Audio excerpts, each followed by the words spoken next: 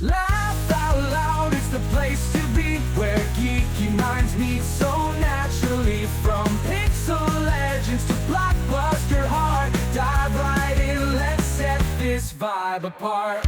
Yeah, laugh out loud. I just can't wait because we're going to start spraying some BM hate. We're going to have a good show this time. We got a pretty fun jump. I love our fan club. Our fan club's the best. I love how they just hate us. Exactly. Yeah. So we got a topic coming up tonight, but we actually decided to add a new segment to this show. And I think we're going to have a lot of fun with this. So this little segment is going to be called You Speak, We Regurgitate, which is we are actually going to read some comments that you guys leave on the episode. Yeah, And these are some there's some doozies over here. And you know what? We're going to react. And I'm actually I've got a couple here that I want to react to, if you don't mind, Ben. Go right ahead. So I want to start off with one that was left on UHF. So this comes from Ash himself, the Pokemon trainer, and his comment about UHF and our review for UHF is, yeah, god awful taste. This comedy holds up perfectly well. You're just unable to appreciate it for what it is and want to bash stuff. The parodies are only really of big name movies that people know of still today. So your claim to having a shelf life doesn't hold up in the slightest. And the scene where he gets fired is not like nails on a chalkboard. What are you all yapping about? Stay away from movie reviews since you have no clue what you're talking about. And I'd like to react. Good. Cool. So thanks, Pokemon trainer. You said like another name. Was it like, is this like an actual YouTuber? No, yeah, that's a YouTuber name. Well, he's got numbers after it. I'm keeping the numbers hidden, just so that it's still kind of anonymous, because Okay. I thought maybe like this was like somebody like who actually was a big time YouTuber, and he just happened to take the time to tell us, that our opinions suck because we apparently said a movie was bad when we actually gave it a pretty positive review. The parody thing, okay, go to a high school and ask the kids there if they know who Rambo is. yeah. Well, here's the thing. I just want to do. I don't know if he's a big YouTube person or not. I'm not a stalker, Mm. so I didn't click on his name. But it's funny you say that because I wasn't going to read this comment, but I might as well now. This comes from another person. We'll just call this person Evo, that said, showed my 14-year-old and 10-year-old daughters this movie last week. Now neither will speak to me. Agree that in hindsight, many of the references only make sense to kids of the 80s. Yeah. Whatever, Listen, That's a I'm not saying that I like today's entertainment. I don't like most of it. I go in expecting today's movies to suck, and when they are halfway decent, I say this movie's great, right? Mhm. But I have to know that stuff that I liked back when, some of it didn't age well. In supplies, people's taste change over the years. And the fact that this guy showed it to a 14-year-old and a 10-year-old his daughters, and they don't want to watch, they want to talk to him about to him anymore. I mean, I'm sure they got over it, but Yeah. you know, I get that can happen. Just because you like something and you're okay with it doesn't mean that everybody's going to feel that way about your entertainment taste. I'm sorry. I don't like it either. I wish everybody agreed with me, Yeah. but they don't. So, So to sum it up, that's life. Deal with it. Mhm. So I have one other comment that I want to read for this segment, which actually was on our Spinal Tap video, which is from Jack B. Jack B says, this movie is awful. Clear, right to the point, doesn't give any sort of fluff, I give that comment a thumbs up. 10 out of 10. How do you feel about it, Ben? And we both loved Spinal Tap. Yeah. We thought I the mean, movie was great. This guy says this movie is awful. Okay, you're a fake. You don't enjoy the movie. I'm sure he would get. love your club. If we were to talk to him and ask him why, he'd probably give us a whole argument where we would actually leave saying, you know what, I don't agree with him, but I could see why he doesn't like it. Well, I think we don't have to have that discussion. I think that he just says this movie's awful. I'm fine with that. Oh no, We're I am ready to too. move I'm just on. saying if we were to have a discussion with him, he probably would give us a good enough argument, you know? And then we have like let's see here. I'm got me looking at it now. Somebody else from oh, this is the one from the terminal. Mhm. God, gods, not God, gods. You guys have the worst taste in movie ever. These movies were brilliant. You guys suck. Number one, these movies. What other movie is you talking about? Is it because I said something about Castaway? Ah, I mean, mm, if you're going to call us on stuff, like maybe get like actually tell us what you're calling us on. Some of them, like I put out a excuse me. Sorry, I went and had a Pop Tart, and I'm like, "No, it's in my throat." Um, I went and put a post up, and the post went and said, "If you wanna leave comments, this is a place where you can leave comments, but just let's keep it above board." well, here, Ben, And you that said that. and as long as it's above board, I'm fine with it, but if they're gonna go, like, if they went and said, like, "You guys are ugly," or "You guys are stupid," or whatever, that's a little bit beyond, but I have Here. opinions, they have opinions, everybody has opinions. 14-year-old kids don't like UHF, you Okay. know? So Ben, here's my question. In that comment, that person said that we have bad taste, right? Mhm. Here's my reaction. Thank you for acknowledging we have taste. I guess. I guess like that. Thanks for acknowledging. Yeah. That's all that needs to be said. Well, it's easy. So with that, do you have I don't even know if we have anything to add before we get into our topic tonight, which is totally fine. Oh, shut You up. know, Oh, shut up, you obnoxious haters. That's somebody talking about our review of Saved by the Bell, the new class. It's not my fault you have bad taste in TV shows. Um, Ernest Goes to Camp is amazing. What the F are you on about? I'm like, I was comparing it to the next movie, which was better than this movie. That's all I was doing. I didn't say the movie was bad. I just said the next one's better. you know what? You know what? Ernest, what do you say? What the F are you on? Um, The BM I'm on the BM show. What are you on? yeah, with our 250 subscribers, we're so big and powerful now. I love that we're getting comments. That's awesome. That means we're people are interested in what we're doing here. Mhm. Doing parody movies of the big movies, one is it transcends times hold up. What doesn't hold up is the cultural references from the specific time period. The big reason why Wreck-It Ralph is a modern day classic and Ralph Breaks the Internet has already been derided as a forgettable product of its time. Oh, yeah, Facebook joke dates a movie, but a Wizard of Oz joke is timeless, which is true. Yeah. Wizard of Oz is like they'll never remake Wizard of Oz. It's one of those movies that are just timeless. Everybody at some point has seen it. They might not like it, but they've seen it. Mhm. Yeah. And I mean that one was also on UHF. Yeah, And I will say things like maybe Indiana Jones will be timeless, Rambo will be timeless. The Close Encounters joke is going to be forgettable. The younger generation is not going to get it. The badges, we don't need no stinking badges. That's probably at this point going to be forgettable for the younger generation. that is from the Treasure of the Sierra Madre. Yeah.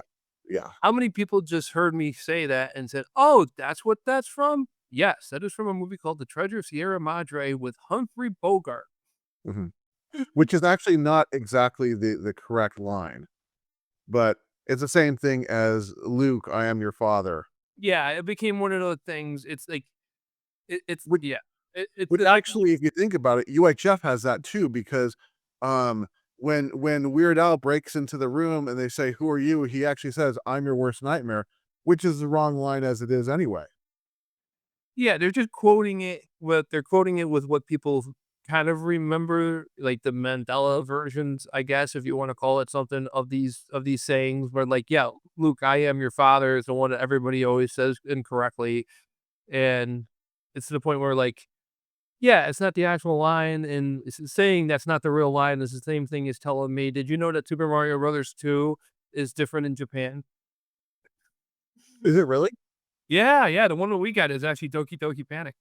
Does it Um, have Luke Skywalker as a protagonist? yes. That's awesome. Yeah, so, um, I think we're done with the comment section. I mean, we can keep Yeah. going if you want, but No, I think we're done there. we lost one Um, guy at Disney.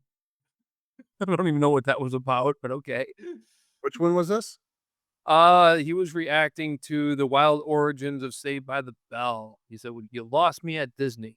So it's probably as soon as I said it started off on the Disney Channel, he just went, "Next. Oh, hold on, let me go back and write a comment." Well, maybe this is something someone who actually knew in your past, and you literally went to Disneyland with this person, and you lost them there, and they're Oh, still not over that. so They left the you dad left I me on the went home matterhorn. the dad I went home with is not the actual dad. Exactly.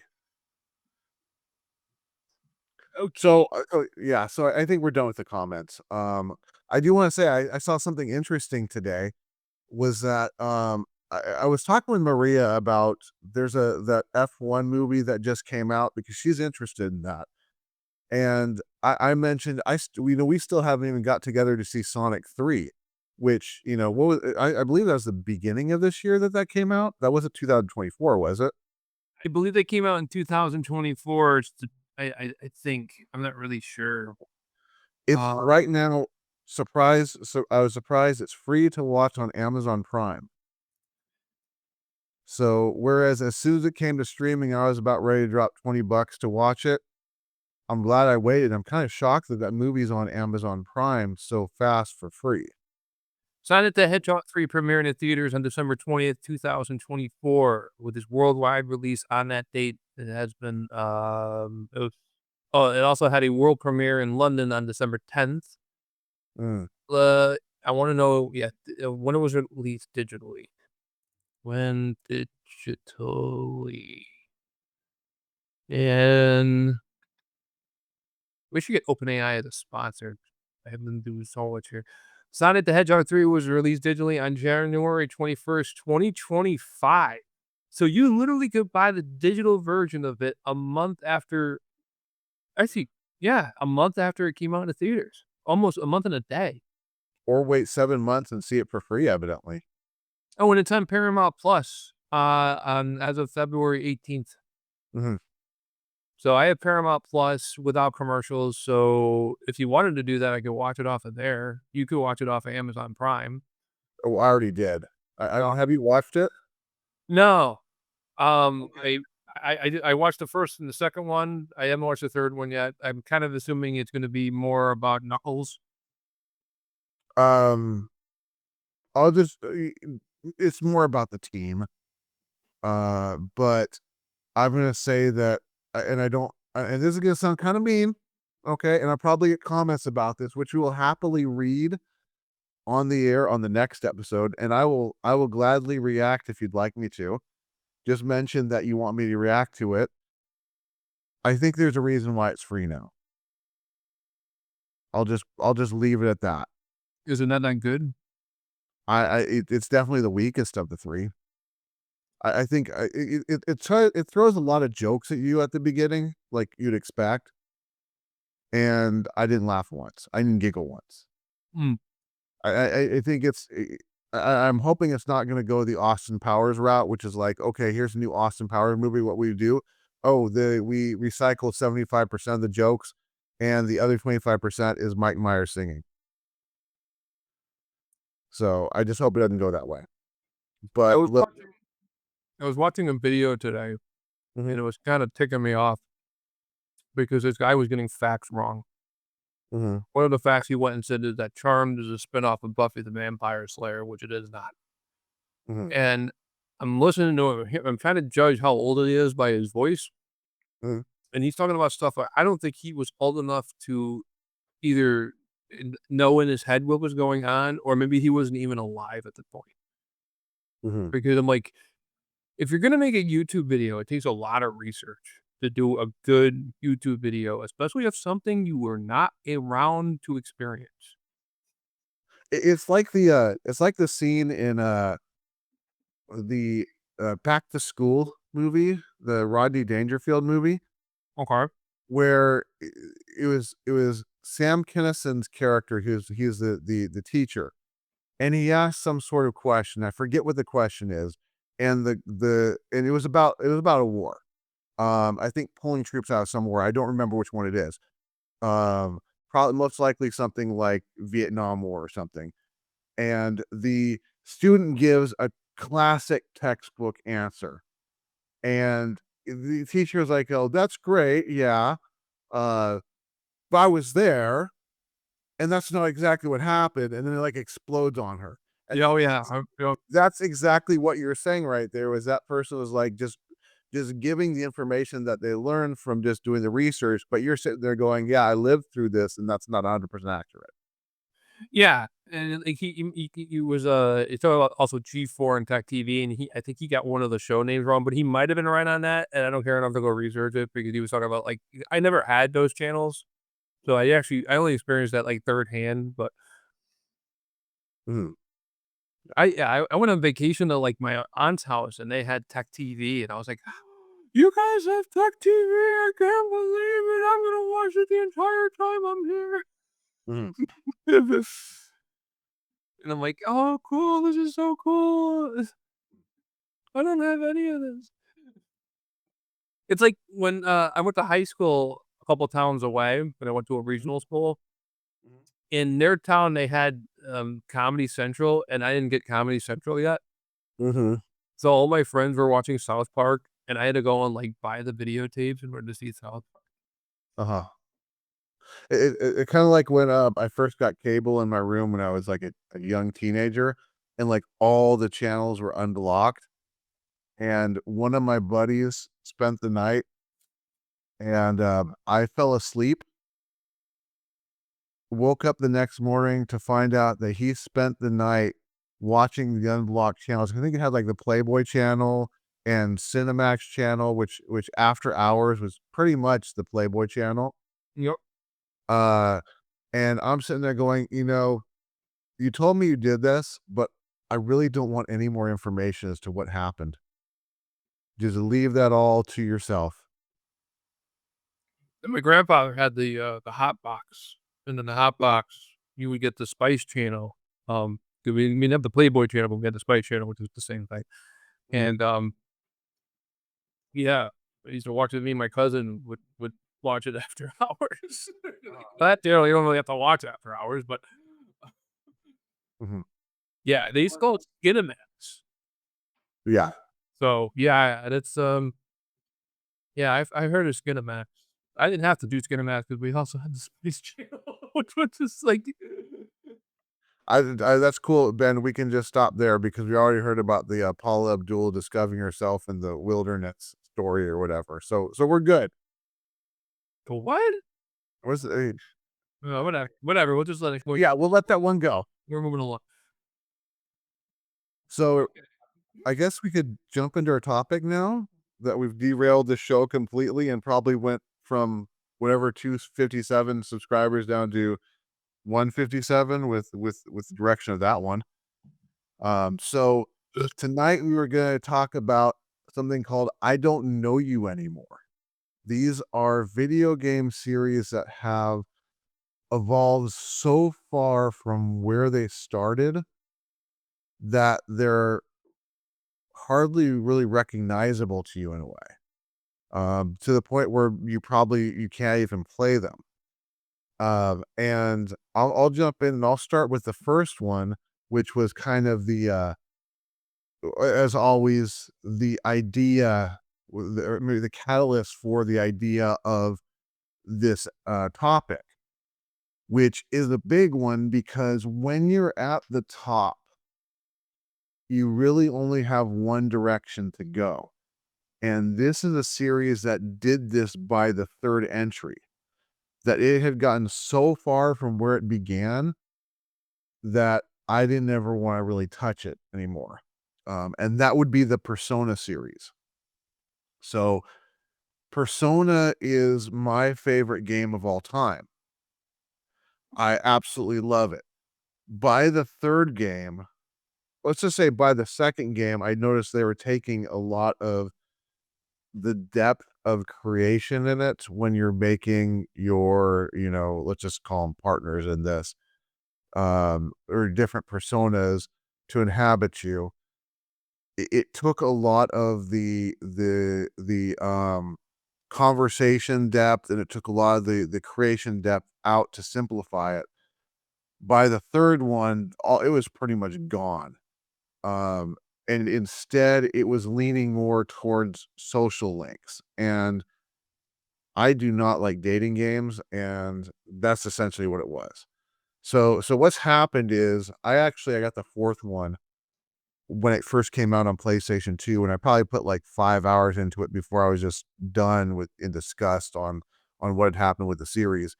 Recently, I decided to pick it up and try it again, and it was instantly like, I'm never playing this, I'm never playing 5, I'm not even gonna go back and play 3 anymore. It's just it's not the same game that the first one was. So I know that you probably haven't played any of those games, Ben, right? I've never played Persona. Okay.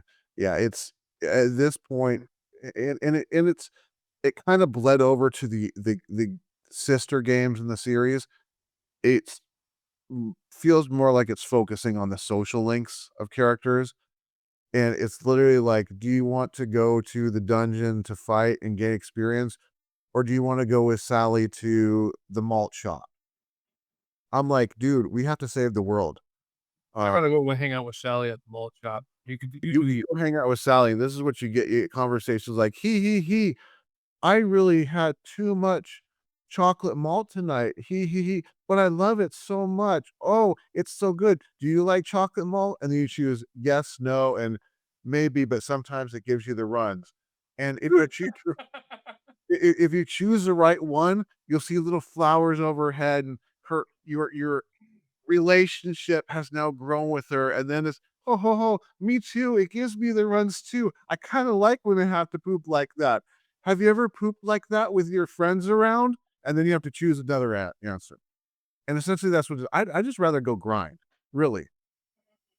And that's what I actually did in the third one was a lot of these social links, I only did it on nights where the character like, "Oh, I'm so tired to go because I have a test tomorrow." Bro, you have to save the world. What are you thinking? Like, you study for your test, and then 5 months later, the world just destroyed because you studied for your test. What good does that just do you? mm, So then I do a stupid social link. I stress stupid. So that's this my sounds feeling on the Persona series. Um, hopefully, we'll get some comments wanting me to read and react to it next time. We'll see, because I know there's a Persona people are pretty defensive sometimes. ready to piss some people off with this one. I guess so. Go for it. Resident Evil. Ooh, yeah. Where the hell did that go? You Oh, go yeah. you do Resident Evil 1, Resident Evil 2, Resident Evil 3, Resident Evil Code Veronica, Mm. and then 4 comes out, and they're like, "Okay, we're gonna just change this whole thing up," and they've been going down that path ever since. And they changed it up again on 7. Oh, I haven't even played 7. Okay. Yeah. So 7, if I remember, is first person, and 8 is also first person. I think you can do third person. I And know that 7 was the one that everybody was doing with the VR glasses, and people were getting, like, so scared and shit. mhm. I kept hearing about that, but I didn't hear, that okay, so that included was first person. I get it now, okay. And 7 was more see, one I 100% agree with you on this, and I uh, I stopped playing when I played Resident Evil 4 because I didn't like this the path the game was going. I have gone back and I played the remake of 4, which I could tolerate because I kind of knew where it was going. I played the remake of 2 and 3. They're not as good as the originals with um the shot rather than 3D, just the shots. I can't think of the term for it. Um, but where you just see the shot and you have the tank controls and everything. Yeah. So yeah, I'm right there with you. It's just, yeah, you go through, like, you go and you play the games and you enjoy them all these years. Like, mm, I didn't, like, start with I didn't play Resident Evil until Resident Evil 0 came out and the remake came out for the GameCube, so that's where I started. But, just imagine, like, you're somebody who, like, on PlayStation, like, I knew people who were on the PlayStation playing it, and they would, like, they would take the day off from work to call off sick from work the day that the movie, or the movie, like, or one of the new games came out. mhm. And, Yeah. yeah, and now it's like, it just changed that. And I know there's people who like the new Resident Evil 4, as I'm sure is somebody will list it as their favorite game of all time and whatever, and that's fine. I'm not saying it's a bad game. It's just not the same as the other ones. It's just so Mhm. different, in fact, that it fits into this whole thing of, I don't even know you.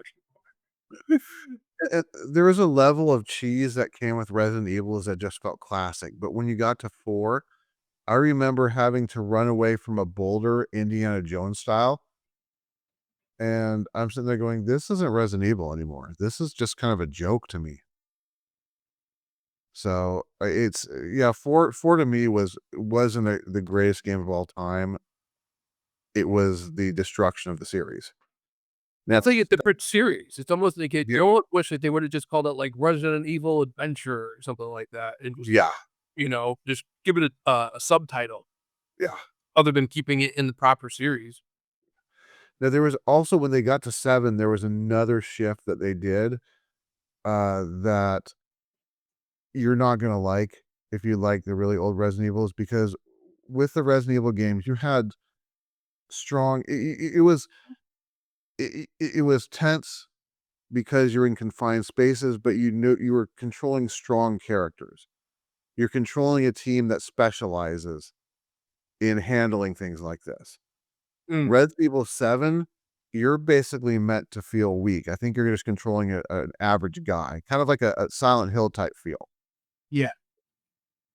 And it's just it's so far from Resident Evil, like the first one. It's definitely it shouldn't even be part of the series. It's Yeah. like this house Texas Chainsaw Massacre style too.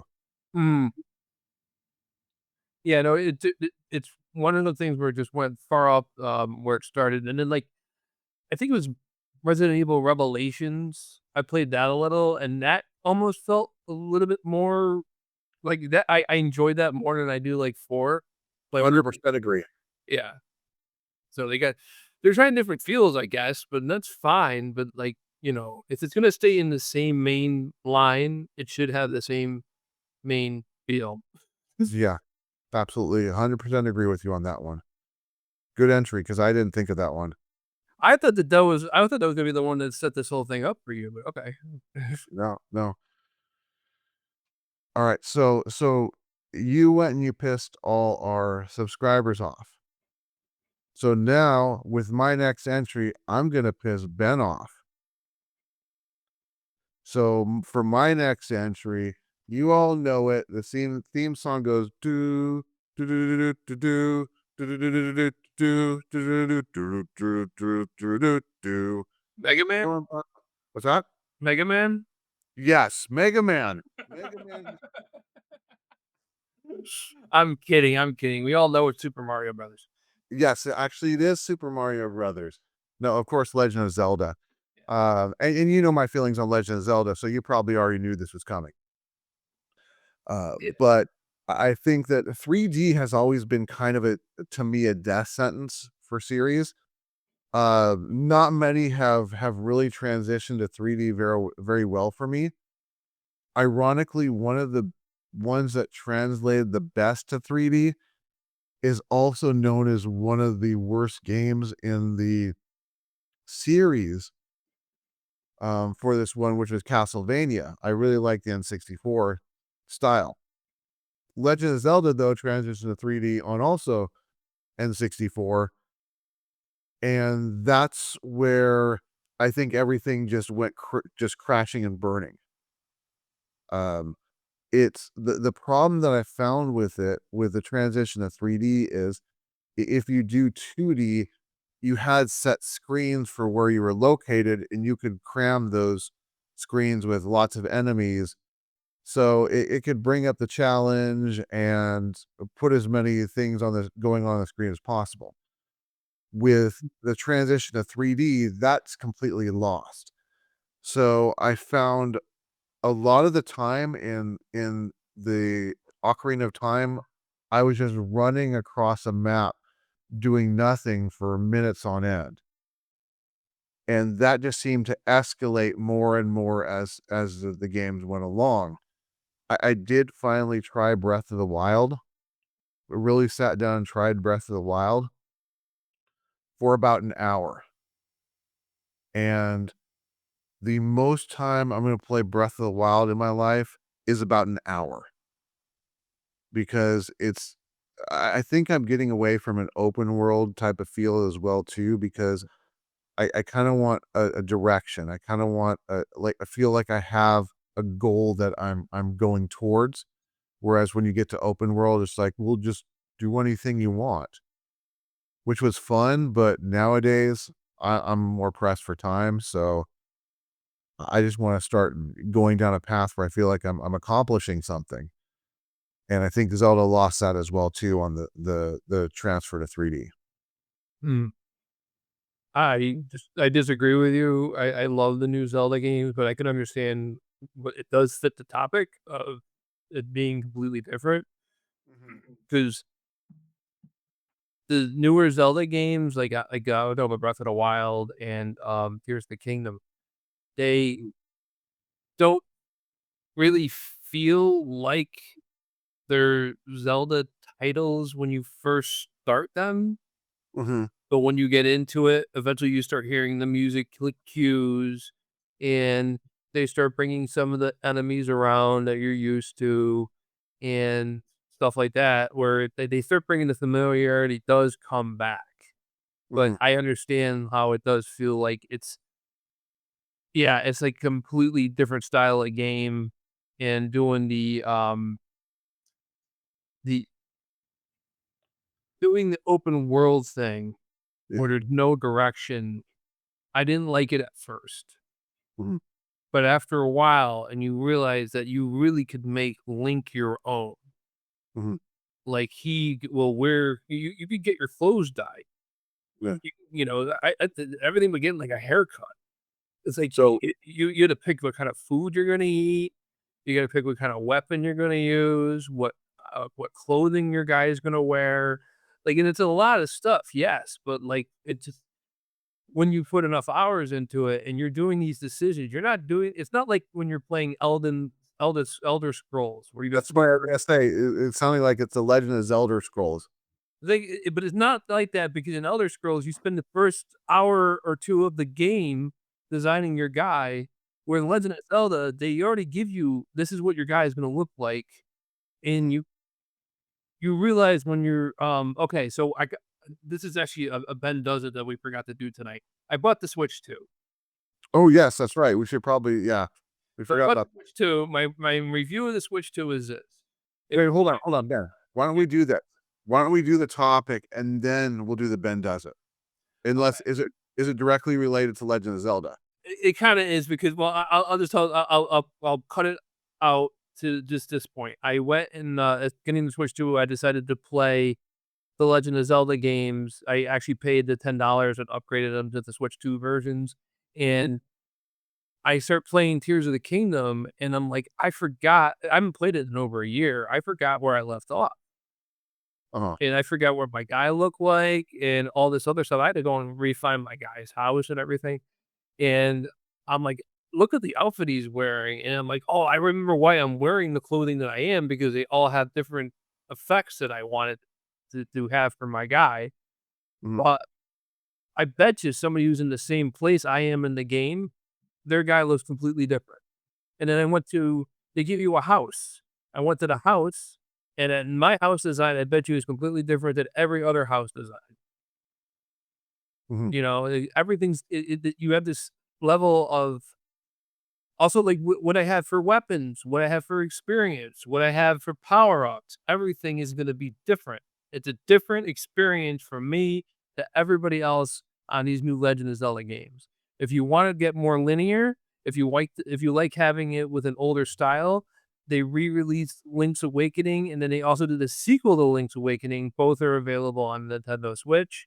Also, there's Skyward Sword, which is a 3D game, which you don't like the 3D games, but for people who do like the 3D games, but they want more linear.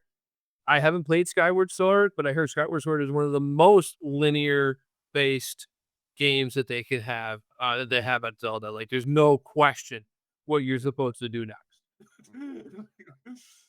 So, yeah. Well, I don't know, maybe I would say probably the most linear in a way is Zelda 1, where it's like, okay, you just beat level 1 or dungeon 1, go to dungeon 2. Yeah, but you don't have to start off the game going to dungeon 1. If you're like me, I go through and I grab everything that's out in the world that I can, and I go in there with, like, 8 hearts, and I already have the 2nd sword, the white sword, I already have it, and I go through it and just, like, wipe out everybody in the whole stage, you know? Yeah, and also I will do, I will go to level 6 last because that one's so annoying, and I will go to level 8 as soon as I can to get the master key, and then go back and do whatever I need to do, which I think I do 8, a little portion of 8 before I do 7, and then I go back and do 7, and then I do 8, and then I go back to 6. Mm. Yeah, no, I've done, what's it last time I played it was actually not too long ago, I'm trying to remember the order I did them, and I think I did see, 6 is where you get the magic wand, Yeah. and then I went to 8 and I got the magic book, even though I never used the magic wand, but I got the magic book and I got the master key, and then I did 7 last, and then after 7 I did, of course, that mountain. 7 is, like, super easy compared to 6 and 8 because you have what you're bombarded with a lot of the boomerang throwing guys. Whereas 6, you have the magician characters, and 8, you have a lot of the dark nuts. Dark nuts are hard, Yeah, unless and unless you wanna like, you're really good at placing your bombs and you can just bomb them to death, but, you gotta be patient with them. You gotta like be really patient. yeah, I think that there's that one room you go into and there's like a million there's so many dark knights in it, or dark knots, I'm sorry, so many dark knots in it. It slows your Nintendo down. Yes. You know what You have, room like, that 8 of them. yeah, and that's like you go into that room, like, that's the room I go into, and then I'll go and I'll immediately leave, gather my thoughts, Uh-huh. and then go back in. There I like when you go in that room, you got the music doo doo doo, doo doo doo, and then you go in the room, it's a doo doo doo, doo doo doo, and then you leave the room doo doo doo doo doo doo doo doo doo. It's great. Yeah. Love it. You gotta love that slow down. Alright, what do you got next? So that was I did Resident Evil. The next one I'm gonna talk about is Assassin's Creed. Mhm, So I was thinking about this last night. I don't have a lot of examples off the top of my head, but those are the two that I thought of first. With Assassin's Creed, you have like so they did Assassin's Creed 2, Assassin's Creed Brotherhood, Assassin's Creed Revelations, Assassin's Creed 3, Assassin's Creed 4. In between that, they did the one on the PSP, which is Liberation. mhm, No, not Liberation. What's the one on the PSP? Liberation's even another one. The point is, there's like 10 or 11 that they did where the controls were basically the same mhm, for all of them. You play in one, you can pick up your controller and you can play the next one and the controller the same. mm, Then they get the Origins and they changed all the buttons around. mhm, And that just threw me completely out of the game. mhm, I know it's not like a huge like, I mean, it didn't change as much as, like, some of these other titles have changed, but just that alone, though, just changing my controls on me screwed me up so much that I just said, "You know what? I'm not even gonna play this." mm. because I keep hitting the wrong button. Mhm. Yeah. No, I get that. So, yeah, Yeah, but going back to, like, Resident Evil did that, I think, on Code Veronica, they reversed, like, a couple buttons, like run and shoot or something like that, so that took so long just for my brain to retrain. I kept running into enemies rather than bringing up my gun and shooting them. yeah. Yeah, that type of stuff. Because you're just so used to, like, I think it was like you just hit the A button and just Mhm. forward, and that's all you had to do, and you would parkour everything, and then they changed it, Yeah. it's like, it's so annoying. Mhm. No, I've never really played an Assassin's Creed game, so I don't know much about, like, the game itself, other than what I've seen where it looks like it's kind of a it reminds me like Prince of Persia, how Prince of Persia's changed. It's actually Assassin's Creed was supposed to be a Prince of Persia game. Oh, yeah. It's from the same developing team. That's why it looks so familiar. It's literally the same people who did the Sands of Time and, the Sands of Time trilogy. They're the same people who did Assassin's Creed. So it's got a very, very, very similar feel, and it's one of my favorite game series up until Origin. Mhm. I played and beat every single one of them up until Origins. Mhm. 2 in Brotherhood, I have platinum trophies for. Mhm. And I also went on the Xbox, and I've played them even further on the Xbox and got, like, a bunch of achievements on that too. Mhm. So I really like like I said, like the more traditional Assassin's Creed games, but like I said, when you hit, like, and I had Origins. I have Origins up to Valhalla, Mhm. and just getting around to playing them, I could probably play them now, but it's been so long since I played the other ones that, like, a lot of the memory of how the controls go Yeah. might not get in the way now, and Yeah, I could that's maybe I could enjoy them, but what's that? yeah. That's what you might have needed, is that long break so that you Yeah. can get your brain ready to learn something new. So, I mean, I'm willing to give it another shot. It's just getting around to doing it. Like, I have so many games right now. Like, literally, just picked up a new console, and I got the PS5 and the Xbox Series X, and then I got my PS3 hooked up and my PlayStation 2 hooked up. I'm in the middle of a game on that, and I'm playing Hit and Run for The Simpsons.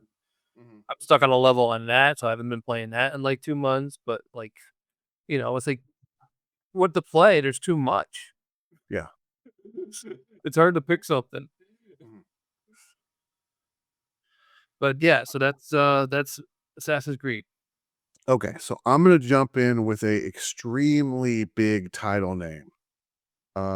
It's one that everybody knows, and I'm going to give Ben, I wanna see if you can guess the title name. You gotta think of something that's evolved and changed heavily from where it started, and you would have thought the first game in the series was the last game in the series.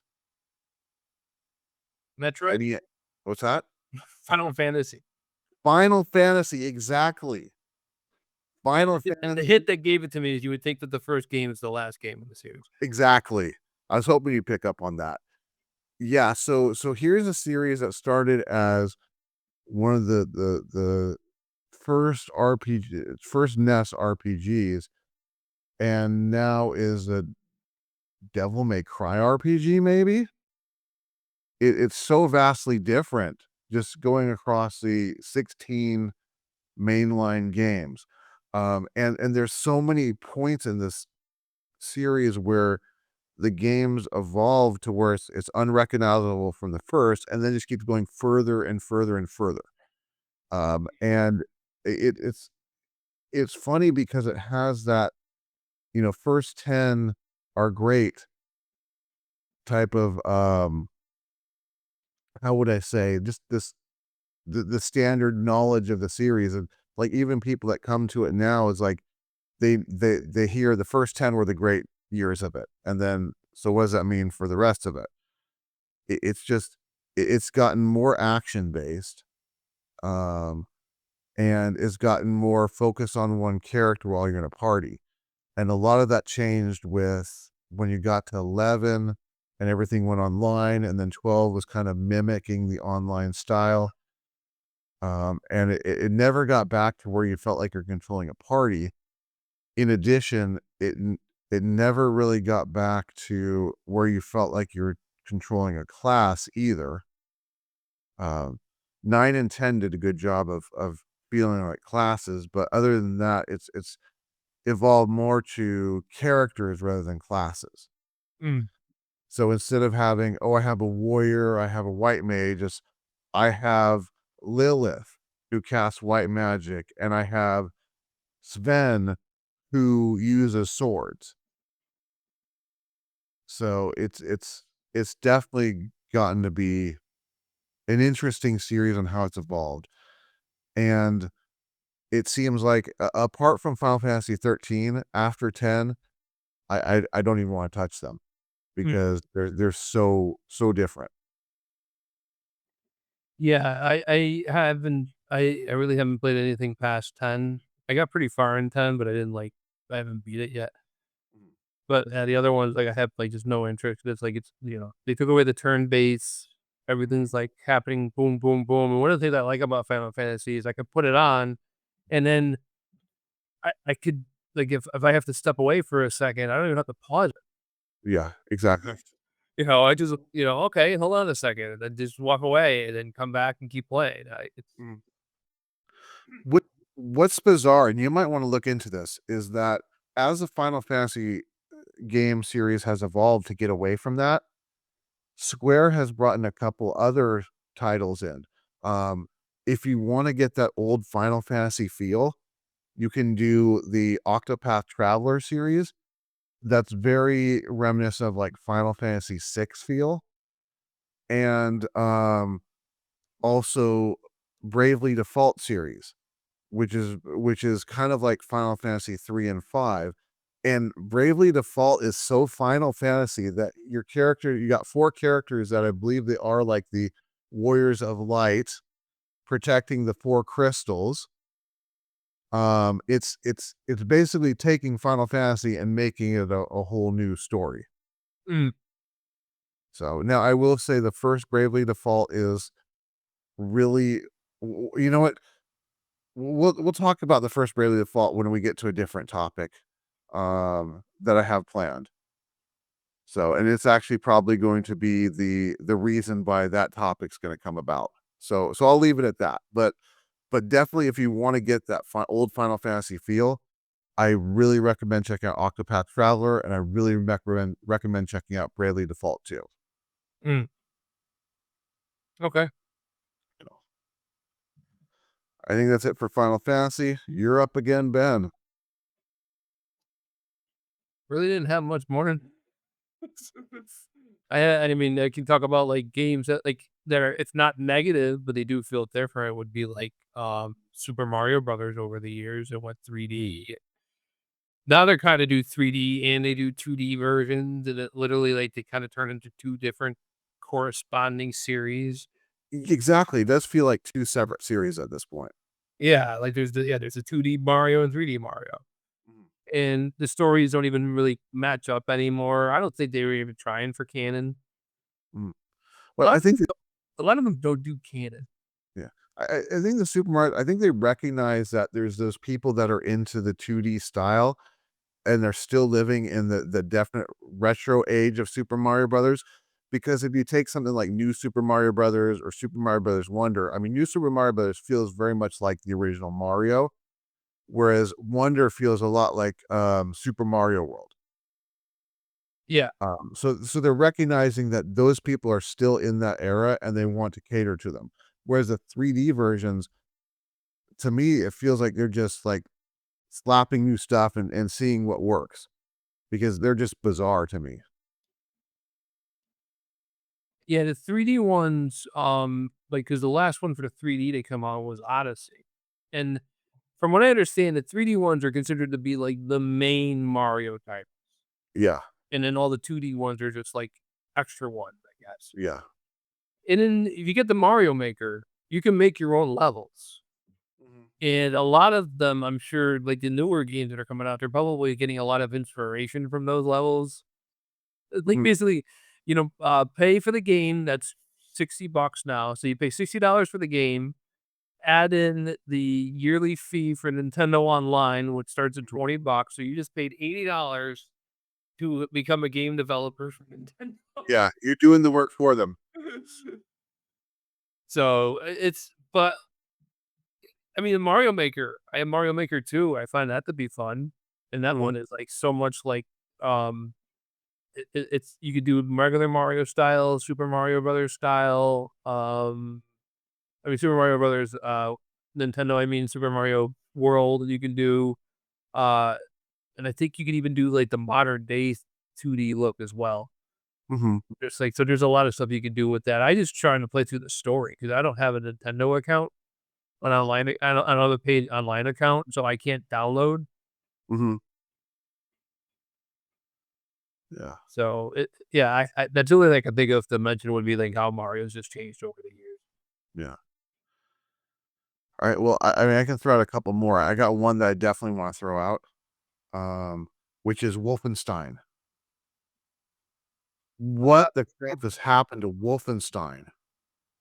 Wolfenstein. I mean, well, Wolfenstein technically had a big shift from the original games to Wolfenstein 3D, but, I mean, Wolfenstein 3D became the, blueprint for what the series was doing, and then you get to Return to Castle Wolfenstein, and it's just completely from that cartoon, fun, first person run and gun style to, like, they wanted to totally change it to be, like, more Call of Duty accurate Nazi stuff Yeah, with zombies. Nazis with zombies. I don't even know. Like I've watched a lot of documentaries on World War II. I even did a report on it in eighth grade. Um, I don't remember reading about them being obsessed with zombies and trying to make like monster super soldiers. That never came up in my reading. Well, I've never really seen any still images in World War II where they had mecha dogs Yeah, or, and I get the Wolfenstein's supposed to be some sort of, like, alternate reality. yeah, yeah. Like if you actually want to know what happened, if you want a World War II accurate game, you would play like Medal of Honor or Call of Duty, not not Wolfenstein. Wolfenstein, yeah, it's supposed to be like, here's World War II with monsters. Mhm. It's Medal of Honor, Call of Duty style gameplay now. Yeah, but that was the popular thing. Like literally, they release a Call of Duty every single year. Yeah, They're like Madden. They come out every single year. They come out with a new one, and it's expected. And people are expecting it. When I say expect, they expected the quality of it is expected too, or it's just going to be last year's game with new maps. yeah, Because they're playing it for online. From what I understand, the first person, like, or the first person, the one player game, the campaign mode, as they call it, usually is pretty darn short if it's included at all. yeah. Well, I could imagine that, like, ID Games is sitting there going, "Okay, well, Call of Duty style is getting really big, so we gotta do that. What titles do we have?" Well, we have Doom and we have Wolfenstein.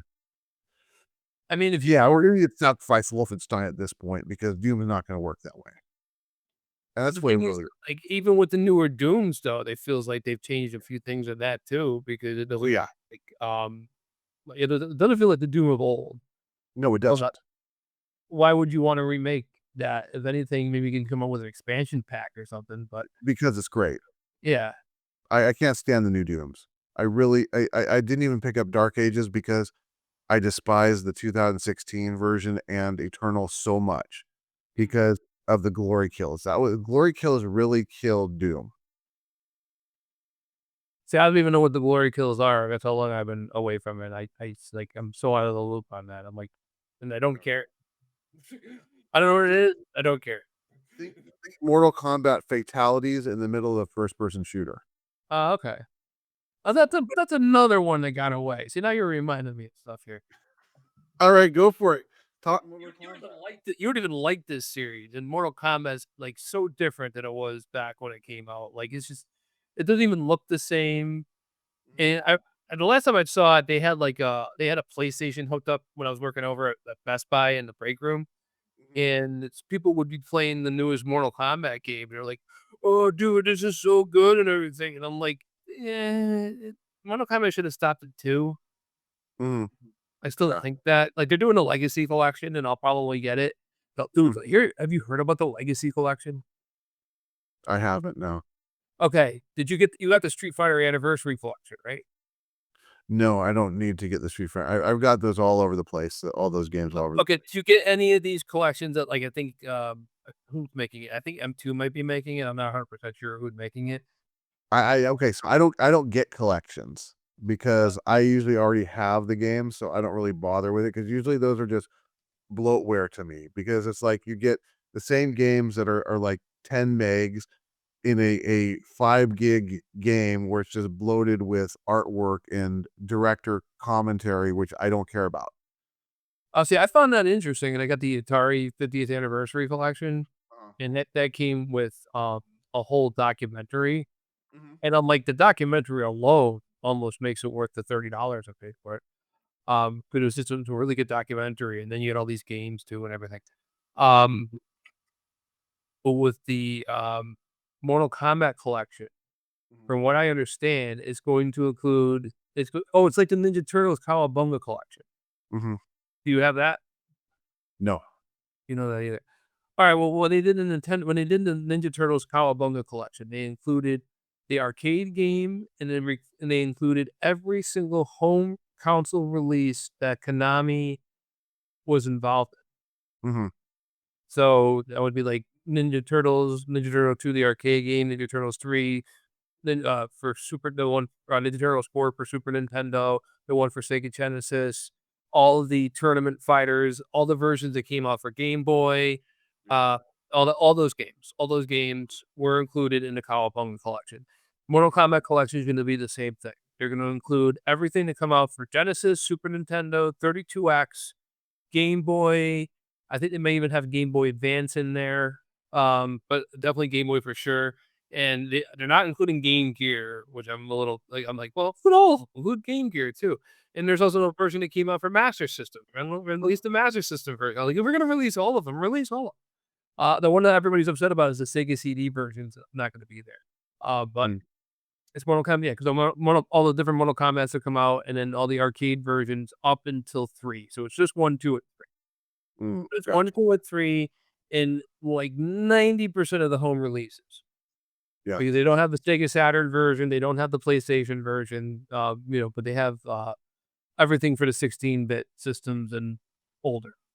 Well, yeah, because I think 3 was the last was basically on 16-bit, and then everything else Trilogy then moved to I think it was the first one on PlayStation and Saturn, and then you Yeah. had a 4 on Nintendo 64 or something like that. Yeah, there's a version Nintendo 64 did get a version too, but it's like, yeah, they had it on, PlayStation and PlayStation and what was the other system? Dreamcast. Does Dreamcast got one? Dreamcast did not get one, Saturn got one, I think. Saturn. That's what I meant, Sega Saturn. Yeah, so the Sega Saturn, like, they had this version of Mortal Kombat 2. I remember getting it at FuncoLand, and I was so excited to bring it home and play it. Mhm. I called the customer service line for a claim, and I filed a complaint thinking there was something wrong with my game because the audio was not as good as it was in the 32X version. Yikes. The graphics were better, but you also had loading times and all this other stuff, and they're doing CD music, so you're expecting CD quality music. You're expecting the music to be like the arcade game, but it wasn't. Wow. That's not good. No bueno right there. Yeah, no, it was like I was not happy with it at all. And I'm buying it. I'm 13 years old. I don't know any better. I see an 800 number on their instruction manual, so I literally called them. And I guess I wasn't trying to file a complaint. I was trying to see if there was something wrong with my copy of the game. Um, it's I filed a complaint about how bad the game was. I guess. Then you get the next Mortal Kombat, and there's a cut scene at the beginning of the first battle where it shows this guy going like, "Yeah, I'm Ben. I love Mortal Kombat." And then Goro jumps in and rips your head off, and you see how the company felt about you filing a complaint that way. That would have been awesome, actually, if that would have happened for you. I filed a complaint one time with ChatGPT, and I told them, like, "Here's what I want the complaint to read, and if you could send it to the proper people, that would be great." So I told them, like, it was very, I'm very polite about it. I'm like, "This is a small complaint that I have about your software." And it said, "Done. I have sent it to the proper people, and you are not the first person to complain about this."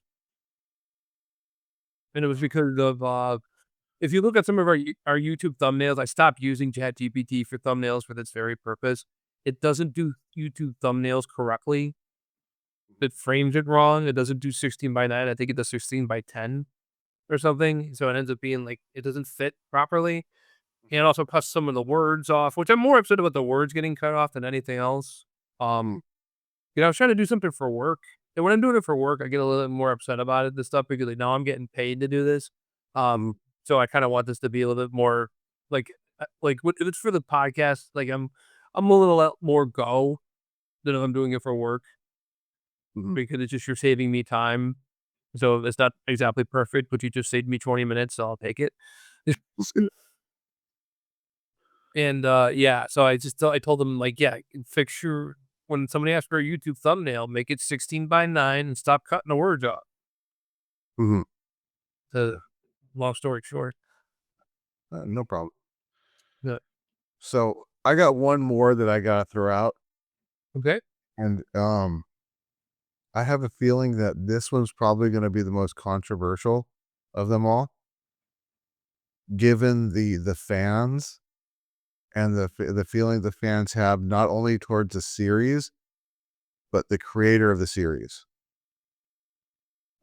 And that would be Metal Gear. Yeah, I you have strong feelings on Metal Gear, I know that. What's that? You have strong feelings on Metal Gear, I know that. I do. I 100% do have a lot of strong feelings on Metal Gear, especially because we go back to NES, and it was one of the greatest NES games that I ever played. And then you've got the people coming in, well, the NES game sucks because it's not by Kojima. And I'm sitting there going, who gives a crap? It's a good fun game. And then you get the fans that just like worship everything that he does. And I remember seeing the ad for Metal Gear on the back of the Castlevania Symphony of the Night instruction booklet. And back then, I loved Metal Gear because I knew Metal Gear from the Nintendo, the first one in Snake's Revenge. And when I saw that it was coming to PlayStation and it had been so long since the Metal Gear game, I went crazy. And I remember Matt was there when I first saw it, and he had no clue what's going on.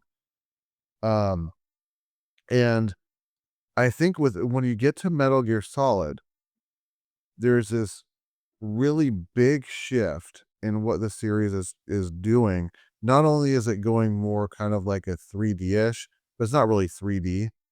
Um, it just feels like it's trying to evolve to that, but it's also getting more into focusing more on the story.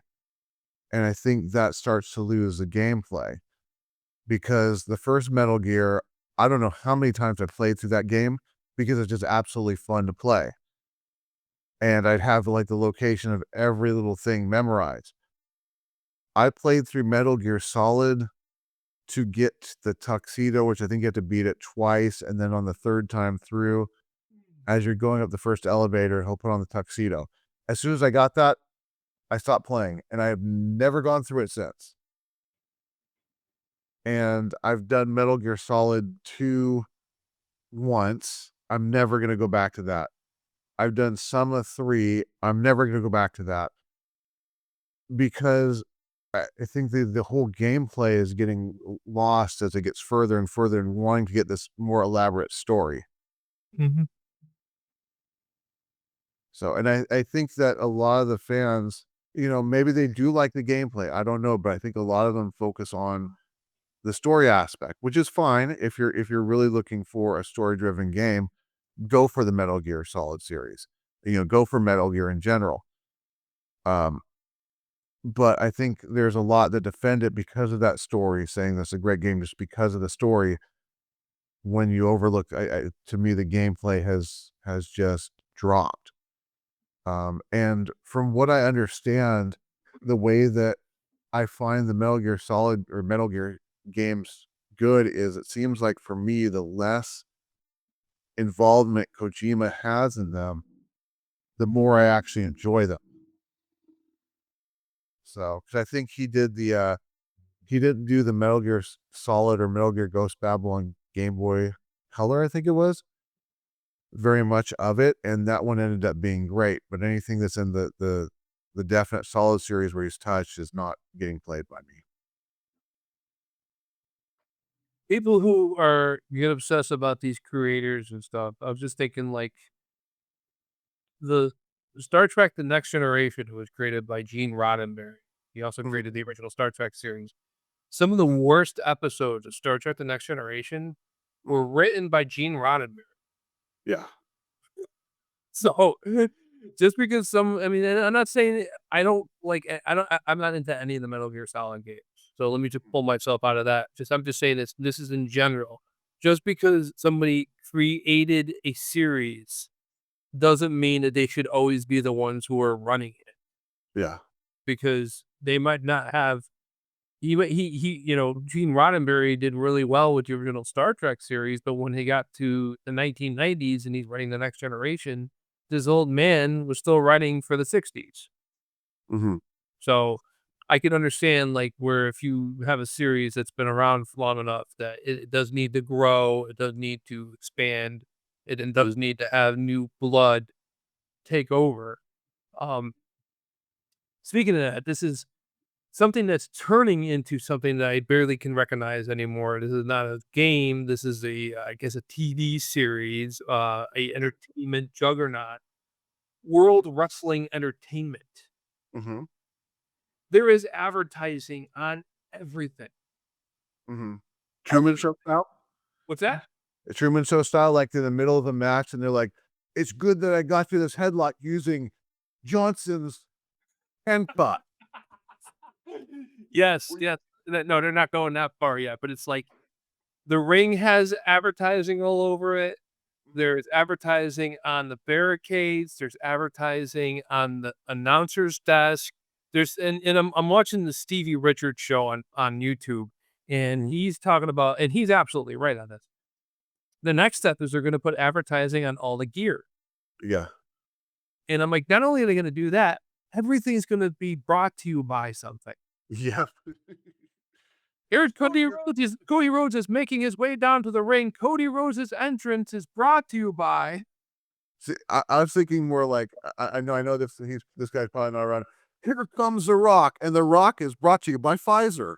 No, no, The Rock is still around. He's actually like how Vince McMahon was like the the the director of the company. He was the chairman of the board. Mhm. Well, he was the chairman of the board and the CEO. Now the CEO and the chairman of the board are two different people. The Rock is the chairman of the board, and Nick Khan is the CEO. Um, Right. so yeah, he's still around, and he screws up stuff whenever he comes back around, because he was like, "Hey guys, I just came in here and I know I'm not even supposed to be here today, but I got ideas and I think and I want to implement them tonight." Mm. And I'm like, but we kind of put a lot of planning into this. Okay, great guys. All right. So we're gonna move the entire show around, and we're gonna start doing this and start doing that. And they're like, I bet you they're all looking at them like, what the fuck? Yeah. Yeah. Here comes the Undertaker wearing his Planters Peanuts underwear. Remember, Planters Peanuts. Take a look at those nuts. I don't know what the actual term for the little underpants that they wear are called in wrestling, but They're you know, tight. right. So Okay. yeah. So I'm here tonight to talk to you about when we go to the PLE next month, me and you are gonna face each other, and I'm gonna have an awesome smile because I'm using Colgate tooth. You're going the direction I was actually. I was thinking, I will be there. I will be in your face. You're gonna be glad that I use Colgate Fresh Smile, whereas Anna makes it smell even better. That was a great interview with John Cena, and that interview was brought to you by. when I get you in that headlock, you're gonna be glad that I use brute, the essence of men. What they don't understand is, number one, it really dates it even more. Mhm, Like, you could watch old wrestling stuff, and I could show you something from the '80s, and I would have to tell you when about in the '80s it was from. mhm. Now you watch something from nowadays, and they're promoting a movie that just came out. So you know when this is from, Okay. and it doesn't feel as timeless anymore. And also, seeing advertisement everywhere, just everywhere. It's too much. And it's for the dumbest shit that these people would never put into their bodies. Mhm. Like, Yeah. these are professional athletes. These are people who are tip top. Some of them, they take well, actually, most of them take their health very, very seriously. And half the shit that they are promoting, they would never, ever, ever drink or eat or whatever. Whatever it is they're promoting, they wouldn't be within 10 feet of it. Mm. Listen, I'm not gonna be there because I'm gonna be eating my bag of Skittles made with Red 5, Bleach 17. Yeah. Exactly.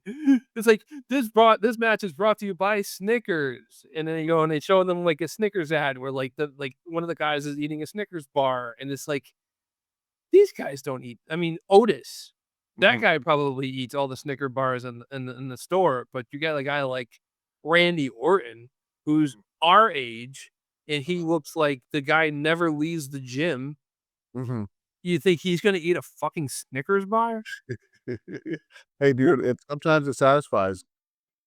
He's gonna yeah, but there's so many things that you can eat that taste good that are packed with protein, which is Mm, what these guys are craving. Their bodies are craving protein. yeah. If you're injured, you want protein. If you're doing bodybuilding, you want protein. Protein, protein, protein. I Mm, remember when I went to the gym, I would leave there craving peanut butter and jelly sandwiches because the peanut butter is packed with protein. I literally would come home and my mom knew that she would literally, while I'm at the gym, she would make me an entire plate of like 3 or 4 peanut butter jelly sandwiches. And as soon as I got home from the gym, I devoured every single one. I just do that without even going to the gym. I cut out the middleman right there and just you want to But, like, my buddy Lenny, he's, like, doing bodybuilding, and that's a Mm, totally different animal because not only do you have to, like, because I was doing it just to get in shape, he's trying to actually build himself up. So he'll mm, go and, like, he'll have a high protein breakfast in the morning, have a high protein snack during, before lunch, and then at lunch, he'd have a high protein lunch, and it's like I said, protein, protein, protein, protein, protein. I get it drilled into my head that if you wanna do this and take it seriously when it comes to, like, doing stuff at the gym, mm. get protein and lots of it. It's funny that you mentioned this because, here goes a shout out to all the blooms out there. Beanie did a tour bus,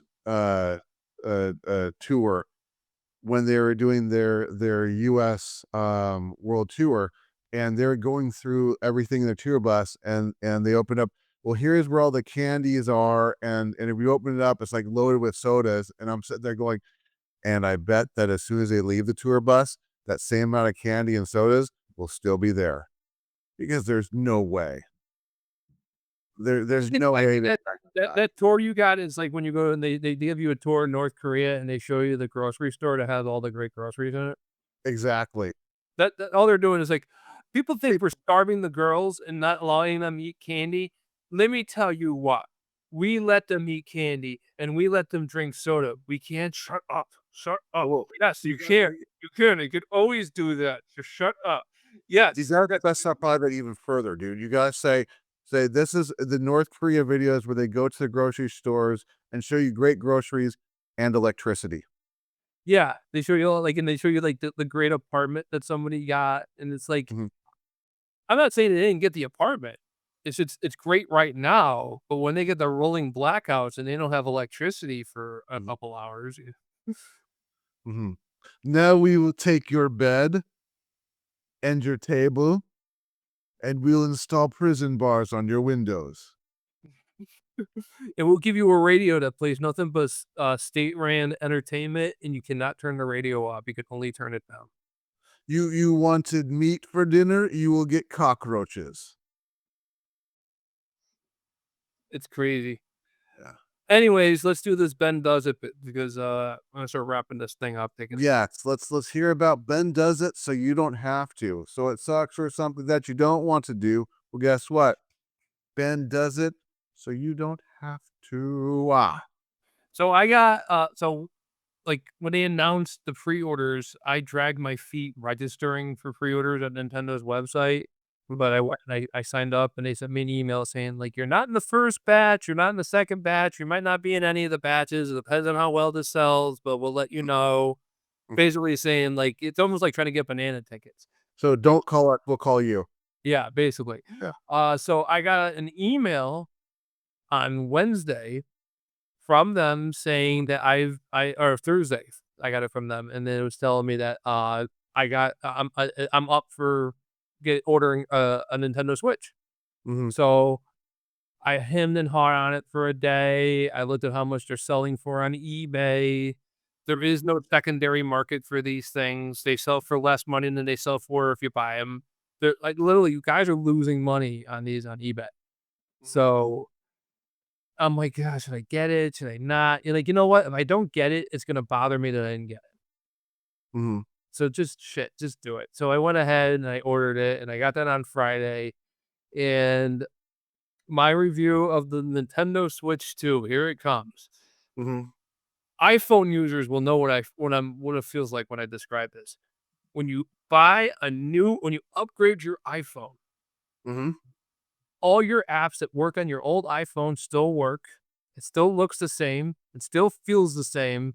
It is just slightly better or a little bit better. That's what this feels like. It feels like the Nintendo Switch 1, just, just a little better. Yeah. Understand. So, yeah, if you have to it's not world changing or anything. There's also no real killer app yet. I got the Mario Kart, but mine included the Mario Kart, and that's fun. It's open world, Mm. but if you ever played, Forza Horizon, which I love for her Forza Horizon 4 is, like, one of my favorite games. It doesn't feel like a but it doesn't feel like it feels a little like Forza Horizon, but it doesn't feel like it. Mm. So, because Forza Horizon is completely open and you drive to the races that you wanna do, Mhm. where in this game, you just pick from the menu if you wanna do a race, or you could do what's called free mode, and when you do free mode, there's no point to anything, you're just driving around the map. And I guess it's just to explore it and see what's there. Mm. I guess is the reason to do it. It's supposed to be like all the Mario universe together, I guess. I'm not Mm. really sure. It's one of the reasons to do the free mode is so you can check the map up, but and also you can see all the racetracks. You can get all to all the racetracks, but they're just open as if they were just regular roads. Mm. Imagine like I gotta go find Rainbow Road now. Like Rainbow Road just has like highway traffic on it. So are you able to download your same Switch 1 games to the Switch 2? Yeah, literally, I had the Switch 1 and 2 were in the same room on either side of the room. I got them to connect to each other, and it just transferred stuff from the Switch 1, got transferred right over to the Switch 2. All the games that I've tested, they all seem to work. There's free upgrades for some of the games, Mm. like Mario Odyssey got a free upgrade. Mm. So So Babe basically got a free upgrade. There's other ones that got a free upgrade, but it's the ones I had to pay for, I had to pay $10 for each Zelda game. so Thus. so so what I'm looking at here is Switch 2 is like the DLC of Switch. It's like, well, we didn't change anything with the OS or how, the how things are, the programming goes. We just basically upgraded what's inside of it. Well, here's the thing though, it's actually different, it's a different chip. They could Okay. What they wanted to do was to have it where the chip would understand the same instruction set, so they could literally just feed it the same code and have it work, and it doesn't work that way, so they actually have to use a translation layer, which is something like if you have a Macintosh and you ever use Crossover, that's what that is. It's instead of emulating a Windows environment, you would use Crossover on your Macintosh, and you could play Windows games on your Mac. They do the same thing here with the Switch, where the Switch 2 is running a translator that translate on the fly, translates Switch 1 code over to Switch 2. Interesting. So, because I'm trying to imagine what's gonna happen with Nintendo and the indie. library because I could see like the indie library staying with Switch because there's so many sales on the Switch system. And, you know, having like the Switch 2 go off to be the AAA title system, leaving that indie library back on Switch 1 the whole time, but it can now translate over to Switch 2 at the same time. So it's like why learn to program for Switch 2 if you're an indie developer? I think that the Switch needs to lower the price. I think if Nintendo cut the price $100 Mhm. and made it the system, because right now it's $450 for the system. Okay, if even they took $50 off, if they took for the base system, if they made the base system $400, Uh-huh. the fact that you can take your entire older library and bring it over, it would be an easier pill to swallow. Of course, the lower the price goes, the easier it is for people to do it. People are upset about this key card situation where all the key card is just like, like they used to have those dongles that you would use to use some kind of software to prove that you paid for it. Uh-huh. That's what these key cards are. You still have to download the game, and the key card is literally just there to prove that you paid for it. The only thing that you could do though is you could sell them. So that's the one nice thing. You could also like transfer games now, which is interesting, but they have to be in your family. Mhm. So Sure. like, if I go on Nintendo Online, I would definitely see if there's people who wanted to be part of a family group with me, because it's a hell of a lot cheaper. Mhm. Um, because you do for like less than double the price of a single person, you could do up to 8 people, but Gotcha. you have to be, like, in a group together. Gotcha. Well, then you could just sell your game on eBay at that point and just add the person to your family for a short time, and Some then people do that. I disown them, you know? I don't wanna do that, though, because it's Yeah. like people were doing that when, was it Sprint PCS or whatever, Sprint was still doing their own cell phone service, they had a family plan. Yeah. And people would get strangers on their family plan so they could pay this discounted rate, and I'm like, I know people who had their friends on there and their friends were stiffing. Mhm. Imagine what a stranger would do to you, Yeah. you know? Like, it's like, I mean, granted, it's only $80 for the year, and you get up to 8 people, so even if someone does kinda screw you over, it's not that huge of a deal, but it still would be like $80 for the year for 8 people, that's $10 a person. Yeah. So that's something you'd go in with your buddies, but doing the cell phone thing, that's month after month. And I were like, my friend was telling me that her friends were on a group plan together, and one of them would always not have enough money and just Mhm. would cheap out on everybody every month. And it's like, but in order for them to keep the discount, they would have to keep the person in or something like that. They were caught in like some kind of catch-22 with the contract. Mhm. So, but yeah, that is my thoughts on the Switch 2 is it's an upgraded iPhone. It's the new iPhone, it's a new Switch 2, which means Would that you rec eventually they're gonna come out with the Switch 3, and it'll be just the same thing again, where it'll just be a slightly better Switch. if they wanna do it the iPhone style, they should release the Switch 3 next year and then the Switch 4 the following year. And then they just do, like, the Switch 4S. Yes, there you go. So would you recommend the Switch too? Um, not yet. Okay. I think once the big title comes out, when there's a Mario game, or if they come up with a Zelda game or something. I know they're doing a Donkey Kong, but, like, I don't really follow that series too well, like, too much, so it's like, I don't really care. Mhm. And I only did it with the Mario Kart because, like, it was $50 more to get it with Mario Kart, but Mario Kart on its own sold for 80, and I didn't have a copy of Mario Kart yet. I didn't buy Mario Kart 8 for the Switch. I didn't buy it, Yeah. so I just figured, "Oh, why not? Now I have a copy of Mario Kart." And after we played it in the arcade, I kinda, like, wanted to play it some more, Uh-huh. and, yeah, it's like it's got way more racers in the arcade version, like, holy shit. Yeah, It's it got, does. 30 racers, and everybody gets to choose from, like, 60 different cars or something. Like, it's so ridiculous. It takes you 5 minutes just to get the race going because you're trying to figure out who you wanna play as, what kinda car you wanna use. Yeah. Do you wanna do the 50cc course, the 100cc? It's like all these different things, and then, so far I've gotten through 2 other races, but then I started doing the free roam, and I just started driving around, which is what I do in Forza Horizon. I just drive around aimlessly, just checking the map out. And also, you don't get the game over after coming in first place on But there's no every. racing. All I did is I just found other racers because like there's all these random cars, like there is in all the racetracks anyways. But then you actually have like other racers from the game, and I guess the idea is that maybe they're online. I'm not really sure. But then I saw Princess Peach in one of the cars, and I'm driving around as Luigi, and I just started like acting like I'm racing her, and all Oh, of a sudden she started speeding up. yeah.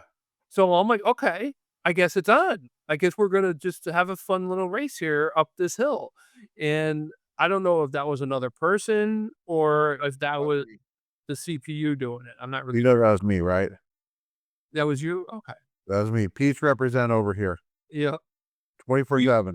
we played in the arcade, we played, Mario Kart in the arcade. I played as a different character every single race. Mike played as Princess Peach the entire time. We played through that entire game. If there was a way to beat it, we would have beat it, but there's no way to beat it 'cause you play one race and the thing's over. Yeah, and there's a reason why I was Peach every single time. Ever since Super Mario Brothers 2 and then to, Super Smash Melee, Peach has always been the only character I really care about in the Super Mario Brothers universe because of her levitation. I mean, in Super Smash Brothers, it was always an okay, so I had a buddy who he and I would play that game together, like, every morning, and he would use Princess Zelda, and I would be Princess Peach, and it was just insanely difficult to knock either of us off of the area in Super Smash Brothers, Mm. because I had the levitation and the umbrella, and he had the teleportation down, so it just couldn't be done. Yeah. But, So I'm so do yeah, because when I, like, play my friends in Super Smash Brothers, now, I'm not sitting here going like, "Oh, I'm the master of Super Smash Brothers." Usually, we'll do, like, a stock of characters, like, 5 characters. I'll usually have, like, all 5 characters of my, still done still around when they're all done, Mm. so, just because of that. Alright, Mike, I think that, we covered the Switch pretty well from my I mean, I'll have more experiences to talk about in the future, but that's my initial experience is that it's like getting a new phone. Mhm. That's in the same line as the phone you already had. Yeah, exactly. I have to make sure you say that. Like, you're like, "Oh, well, I went from Android to iPhone or iPhone to Android." It would be a completely different experience. It's not that. This is like if you got like, the LG 6 and you went to the LG 7. It's Yeah, gotcha. so, we have some possible big thing happening in the works. We I Yes, we started do. I wanna talk to you about that, after we say goodbye to everybody, but yeah, that's if this works out the way that I think this can really help the channel, you people you're gonna find it very interesting. Mm. If it looks like it could happen, so that's all I'll say about it. Now, I do wanna go over our schedule for next month, and this is subject to change because of that big thing, or we may just have that big thing be a whole separate episode on its own and just can sit with a schedule. Here's what we have coming up in July. The first weekend of July will be our, 4th of July special, which we are going to watch Mars Attacks, and we are going to watch Independence Day Resurgence, was it? Yes. Okay. The following week is going to be right now on the schedule is going to be our favorite YouTubers channel part 2, which is ironic when we talk about that big thing, but anyway, we'll leave that as is. The 20th was going to be, movies that are kind of like general comedies of a general style, which we're going to watch Three Amigos and Top Secret, and ironically, I had on the list UHF, which I guess we already did, so we won't be doing that one again. And then finally, for the last Sunday in July, hopefully we'll get a BM squared for this one because this will be fun. We're going back to games, and this is going to be things games developers do that piss you off, like general things that they do in a game. So, but that's all subject to change. If it is, we'll notify you and let you know possibly. Word. So with that, Ben, who gets the final word? I think I will take the final word. Let me go and just say switch.